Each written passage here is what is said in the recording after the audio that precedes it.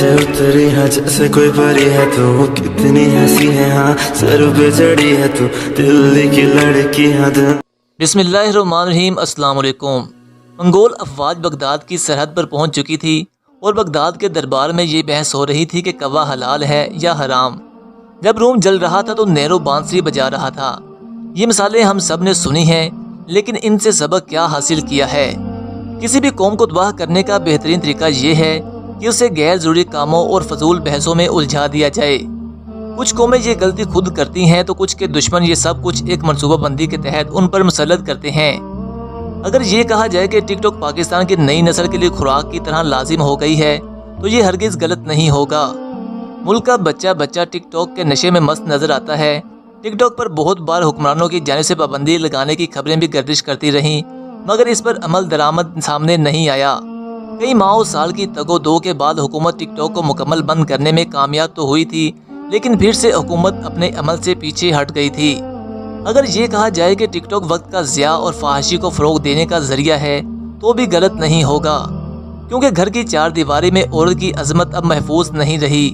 घरेलू खवातीन भी अब तो तैयार होकर टिकटॉक पर गाती और डांस करती नजर आती हैं, और मुआशरे का सबसे बड़ा अलमिया ये कि वालिदैन इस फहाशी को रोकने के बजाय अपनी औलाद का पूरा साथ देते हैं।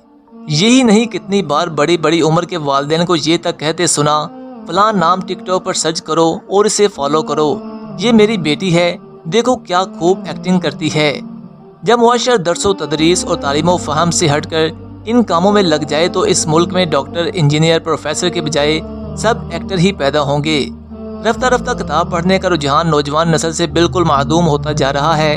अब शाज़ो नादिर ही कोई बच्चा किसी किताब को पढ़ता नजर आएगा, जबकि ना चाहते हुए भी टिकटॉक और सोशल मीडिया पर हजारों बल्कि लाखों बच्चे नजर आएंगे। यहाँ सबसे ज्यादा काबिल जिक्र बात यह है कि सोशल मीडिया के सभी मनफी नहीं मुस्बत असरात भी मरतब किए जा सकते हैं अगर इसे इंसानी रहनुमाई के लिए इस्तेमाल किया जाए।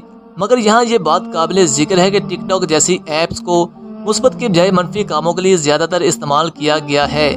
बिलाशुबा ये इंटरटेनमेंट का एक जरिया रही है, मगर जो इसमें फहाशी शामिल होती गई, ये तनकीद बराए तनकीद का निशाना बनती चली गई।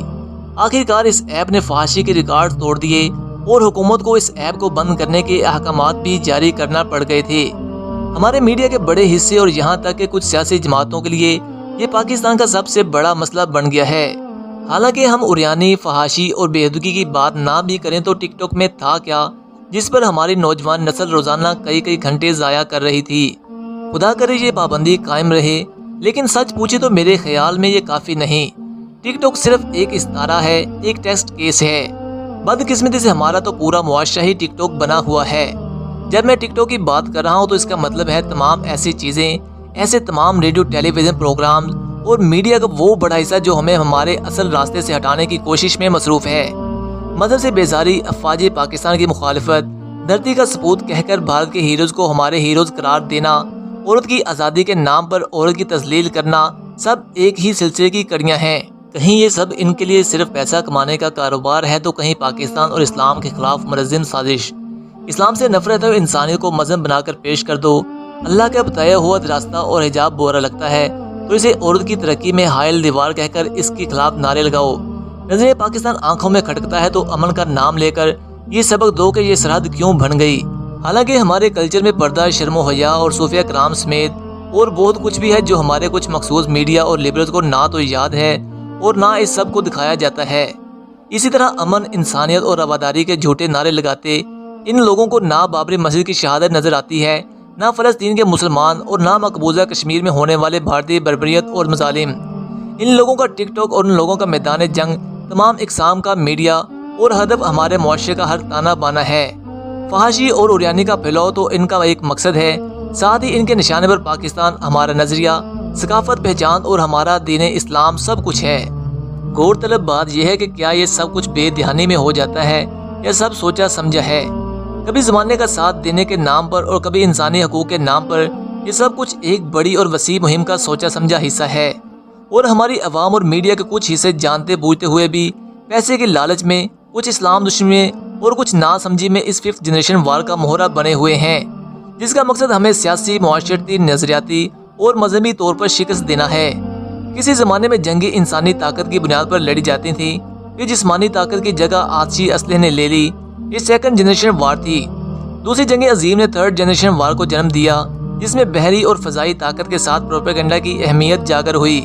پھر فورتھ جنریشن وار کا زمانہ آیا، جس میں میدان جنگ کو کسی اور ملک میں منتقل کرنے کے ساتھ یہ کوشش کی گئی کہ جنگ میں عملی طور پر حصہ لینے والوں کی اکثریت بھی کسی دوسرے ملک کی ہو، تاکہ حملہ آور کا کم سے کم جانی نقصان ہو۔ آج کل کے زمانے کی ففتھ جنریشن وار میں نہ تو اسلحہ بارود استعمال ہوتا ہے اور نہ اعلان جنگ کیا جاتا ہے، بلکہ یہی پتہ نہیں چل رہا ہوتا کہ کون در حقیقت کس پر حملہ آور ہے۔ حملہ آور قوم کا اہم ترین حصلہ، پروپیگنڈا اور نام نہاد آزاد میڈیا اور انسانیت، امن اور لبرلزم کا نعرہ ہوتا ہے۔ حملے کی زد میں آنے والی قوم میں سے ہی کچھ لوگ میڈیا میں، خبروں، کالمز اور ٹاک شوز میں اور کبھی NGOs کی صورت میں اپنے ہی قوم کے نظریے پر حملہ آور ہوتے ہیں۔ عزت اور بے غیرتی میں فرق صرف احساس کا ہوتا ہے، اور اس جنگ کا مقصد کسی قوم میں اس احساس کو ختم کر دینا ہوتا ہے۔ ان لوگوں نے نئے لیکن زیادہ مہلک ہتھیار اپنا لیے ہیں، اور ہم یہ حقیقت بھول چکے ہیں کہ اگر امن کی تلاش ہے تو اپنے گھوڑے جنگ کے لیے مکمل تیاری کی حالت میں رکھو۔ اس جنگ کا سب سے مہلک ہتھیار، جسے ہم ویپن آف ماس ڈسٹرکشن کہہ سکتے ہیں، وہ یہ ہے کہ اسکولوں کی درسی کتب، تفریحی اور عوامی دلچسپی کی چیزوں اور میڈیا کے ذریعے سے آنے والی نسل کی نہ صرف بنیادی سوچ تبدیل کر دی جائے، بلکہ اسے بیکار کاموں میں مصروف کر دیا جائے۔ ان کے دماغوں میں انسانی کے نام پر وطن اور مذہب کے بارے میں شکوک و شبہات کے بیج بو دیے جائیں۔ تفریح کے نام پر ان میں بےہودگی اور بیکاری پھیلائی جائے۔ نظر پاکستان کی جگہ یہ بحث لے لے کہ آخر یہ سرحد کیوں بن گئی۔ یہ سب باتیں کوئی سازشی نظریہ نہیں، بلکہ دنیا کے بہت سے مالک سمیت امریکہ کی افواج اور institute of national security fifth generation war کی تکنیک کو نان لیتھل ویپن کے طور پر اپنا چکے ہیں۔ نیو مڈل ایسٹ کا تصور ہو یا پھر رینڈ کارپوریشن امریکہ کی رپورٹ سول اینڈ ڈیموکریٹک اسلام، جس میں تفصیل سے بتایا گیا ہے کہ کس طرح ہماری ہی درسی کتب، چینلز، میڈیا اور کچھ لبرلز اور NGOs کو استعمال کرتے ہوئے اسلام اور پاکستانیت پر حملہ کرنا ہے۔ کہ ہم نے کبھی احساس کیا ہے کہ ہمارے ہر شہر میں بے شمار مساجد کی موجودگی کے باوجود غیر محسوس طریقے سے ہمارا ہر گھر مندر میں تبدیل ہو چکا ہے۔ بظاہر بے ضرر نظر آنے والے کارٹون ہمارے بچوں کو رام، سیتا اور ارجن کے کردار کی عظمت کا سبق دے رہے ہیں۔ فتح مکہ سے جہاد کے اصول سیکھنے والی قوم کے بچوں کو جہاد کا واحد مطلب دہشت گردی سکھایا جا رہا ہے۔ ہمارے خلاف چھیڑی گئی اس غیر اعلان شدہ جنگ کا میدان جنگ ہمارا ہر گھر ہے، اور اس کا جواب بھی ہمیں ہر گھر سے ہی دینا ہوگا۔ میری زبان ہو تمہیں اور تمہیں شام، سچے عشق دلا گے انہوں